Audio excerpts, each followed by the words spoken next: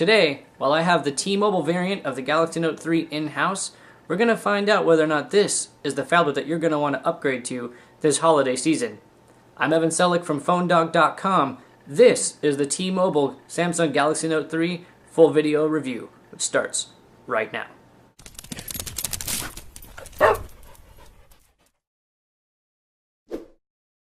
Welcome to part 2 of our video review of the Samsung Galaxy Note 3 for T-Mobile. Now, with part 2, we're just going to run through some quick changes into what we know as TouchWiz, as well as dig into some speed testing. So, essentially, what you're going to see here, and what you've grown to notice in Samsung devices, is that this is TouchWiz.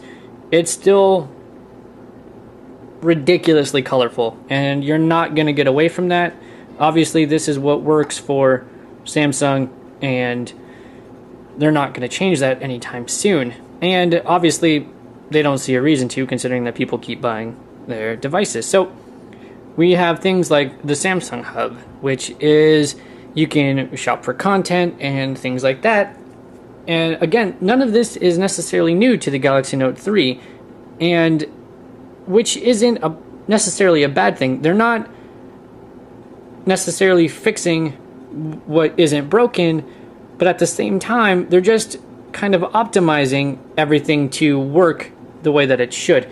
And here in the Samsung Hub, you can see things like music, video, books, and games. Movies right here, The Hangover Part 3, and you can see things like Samsung apps. Now, one of the noticeable things in the Samsung widgets is that while you have these options to they're actionable widgets, they work with you how you want them to work, but they don't automatically refresh, as you can see right here. Not that you'd want the Samsung Hub to refresh automatically all that often, I guess, but with like weather, it will update the time and things like that, and you can go into the app. Let's see if we can load it up here, and it's pretty nice in Phoenix right now. I'm sure that'll change at some point today. So auto refresh every 6 hours, every 3 hours, and things like that. So that's good. We'll go back. So right here, you can set the refresh to every 3 hours, every 1 hour, 6 hours, or you can refresh it on your own, depending on how you want to check the weather. If you're impatient like me and want to know what the temperature is outside, and you live in a place like I do, sometimes going outside isn't the best option. So we're still looking at the same TouchWiz. Nothing has really changed. And see, let's go back to the lock screen here. So we can do things like this, and right here we can have certain actionable launch screen widgets. And so that's nothing new. We've seen that before from devices. However, with Samsung devices, it's a little bit trickier because you have to slide down first and then you have to slide up, and you can go into settings. Let's see if we can find those settings real quick and change that so you can have multiple widgets on your device's lock screen. So let's see if we can get that lock screen, multiple widgets. Here we go. So we can do that, and you can also decide to put shortcuts on your lock screen too, which I found interesting, is that in every other Samsung device that I've owned or touched, that they always have widgets or options down here to choose from. So that was an interesting shortcut to not find on the lock screen anymore. So we can pull this down and we can slide it over, we can add, and we can do things like communications notification. So we have an email right there, and we can slide that down if we wanted to, and then we just we resized it. So this is another one right here. You can have add apps, and these are your quick action apps that you use more often, or with a device like this one that we've just turned on, been playing around with pretty much stock-wise and haven't changed much. This is what comes up. We can add an app right here, so let's add app. So there we go, it pops up. You can just keep adding screens too. So let's see if we can find email, Gmail, Google Keep, which is 2 options. Google Now, let's add a Google Now widget, and then we can resize it as well. So right here, as you can see, we have plenty of different sizes that we can see in the new lock screen. However, it's not quite like you know, even stock Android or things like that, because you can't just immediately slide your finger across the screen because it will just unlock it. First, you have to come up here, slide down, and then slide over. So that's what we have to look at with multiple widgets. So on the lock screen anyway. And again, nothing has really changed here on the software side of things. We're still looking at TouchWiz as we've seen it, and whether you've grown to love it or hate it, this is TouchWiz. So what we're going to go ahead and do is we'll go into our notification center right here. Oh, sorry, our notification shade. Don't want to get it confused with that other device. And again, you can still see that Samsung, as well as carriers, and I've turned off the carrier notification for T-Mobile. What it can normally do is tell you how many minutes you've used, how many messages you've sent, and what your data usage is like. It's handy, but again, it just takes up room in the notification shade, so I turned it off.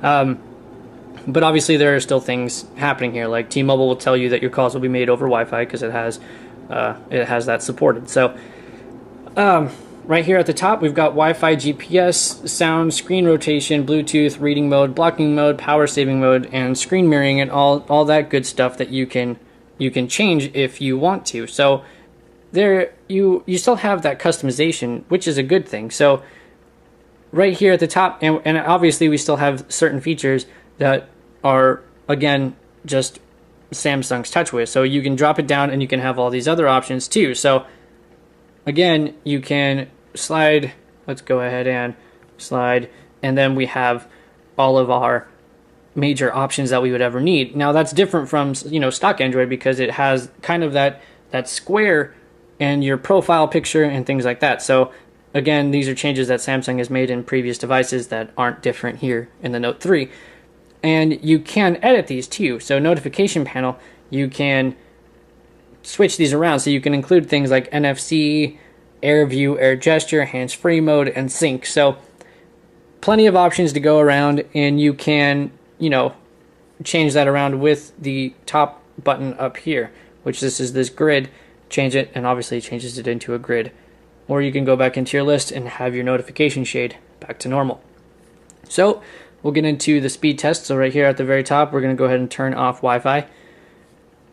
We're back on the T-Mobile network, and we're going to wait. And up here, as you can see, we got 4G LTE on this device, and it looks like 2 bars. So I will say that my connection speed hasn't necessarily been that fantastic, or my connection in general. So right now, it's locating the closest server. All right, let's go ahead and begin the test.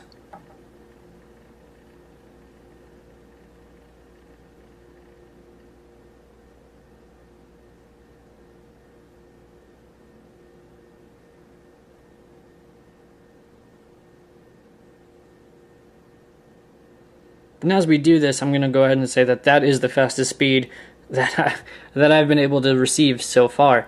The Galaxy Note 3 in my area, and I've taken it around a little bit, has basically maxed out at 3 bars. While inside my house, it's been 1 bar or no service. I've had text messages fail and certain things like that. So while we wait for this upload to finish, we saw a download speed of 17.86 megabits per second. And again, that's the fastest I've seen, and is definitely representative of the connection speed. So, and again, right here, we're seeing a hang up with our upload. It has still yet to finish, but it did stop at 6.89, so that's a good sign. All right, so we're going to go ahead and stop that. So if you're someone who absolutely needs LTE in your area, T-Mobile has the technology now. They're rolling it out to more cities all the time, and devices like the Galaxy Note 3 do support it. And as you saw, the speeds are definitely worthwhile. So it's definitely something that you are going to want to get your hands on. So it's definitely an added bonus. So we have these. When you turn it on, you're going to see things. These 4 folders were the first things that I noticed inside the app drawer. You have the Samsung folder, which is interesting because it includes things like Knox, as well as Internet, S-Health, S-Voice, and a VPN client. But it also includes the calculator, which is odd, because that's just a standard feature on the phone, and it's not out here either. So it definitely just gets tossed into the Samsung folder for some reason. You have your standard Google folder, which includes updated versions of Hangouts, G Plus Photos, as well as Play Games.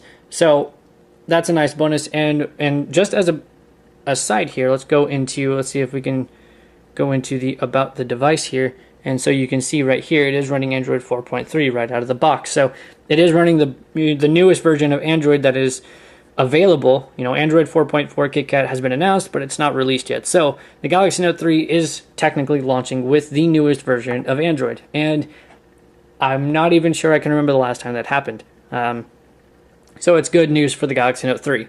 The other folder that you're going to see here is Galaxy Plus, and you're going to see things like Evernote, Flipboard, Dropbox, Bloomberg Plus, and you get bonuses with Bloomberg Plus. And if you've never used Dropbox before on a Samsung device, you also get plenty of storage for free too.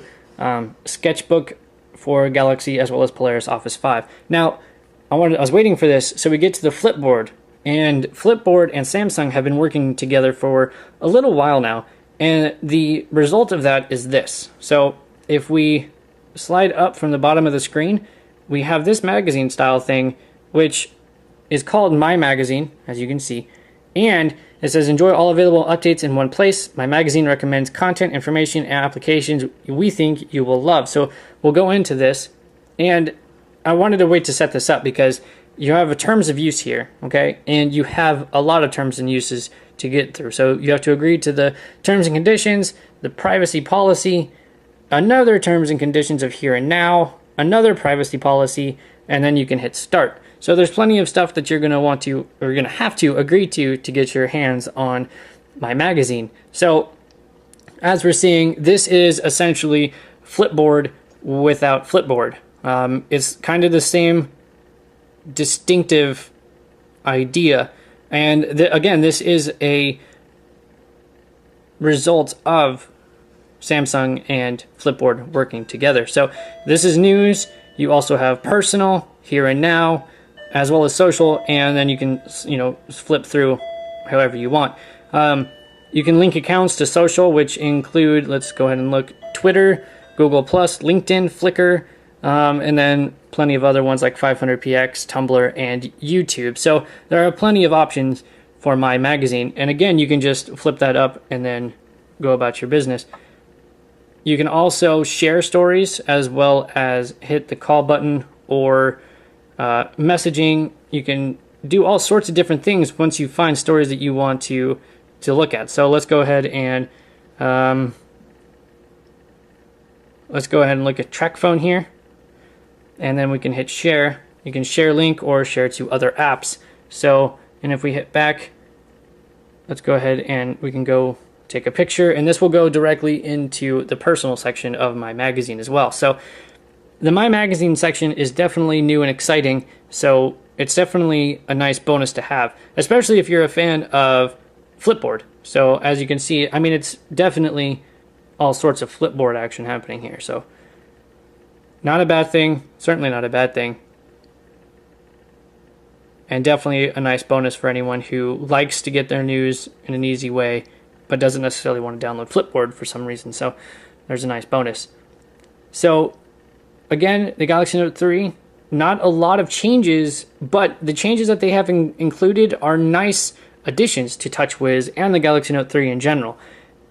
Samsung has made a tighter focus on making the experience itself better and adding features that just boost that experience in general. So you'll see plenty of familiar things in here, and some changes that are either going to be welcomed or not. I think My Magazine is probably one of my favorite new features of the device. But then again, I love to get the news.